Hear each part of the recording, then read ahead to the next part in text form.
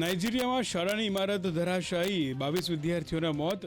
ઉત્તર મધ્ય નાઇજીરિયામાં શુક્રવારે સવારે બનેલી આ ઘટના વખતે બાળકો હાજર હતા વર્ગખંડમાં.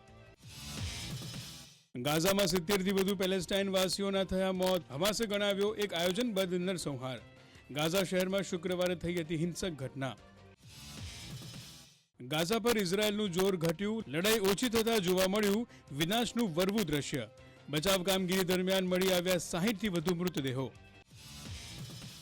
વર્ષ 2060 પછી ભારતની વસ્તીમાં થશે ઘટાડો. સંયુક્ત રાષ્ટ્રના અહેવાલમાં થયા અનેક ચોંકાવનારા ખુલાસા.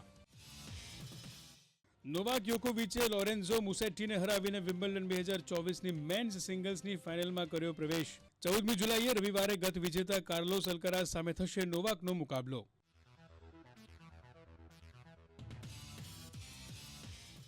કેન્દ્રીય બજેટ અગાઉ આવ્યા સારા સમાચાર. ડાયરેક્ટ ટેક્સથી સરકારની આવકમાં થયો 24% વધારો. કુલ આવક વધીને થઈ 5.74 લાખ કરોડ. જમ્મુના ભગવતી નઝર બેઝ કેમ્પથી એક જૂથ અમરનાથ યાત્રા માટે થયું રવાના. આજે સવારે 4669 શ્રદ્ધાળુઓએ બેઝ કેમ્પથી કર્યું પ્રયાણ. 14 દિવસમાં 2.80 લાખથી વધુ ભક્તોએ બાબા બર્ફાનીના કર્યા દર્શન. 29 જૂનથી શરૂ થઈ હતી અમરનાથ યાત્રા. રાધિકા મર્ચન્ટની બ્રાઇડલ એન્ટ્રી રહી ખૂબ જ શાનદાર. વહેતા પાણીમાં રથ પર બેસીને લીધી લગ્ન સ્થળે ભવ્ય એન્ટ્રી. સોશિયલ મીડિયામાં થઈ રહ્યો છે વિડીયો વાયરલ.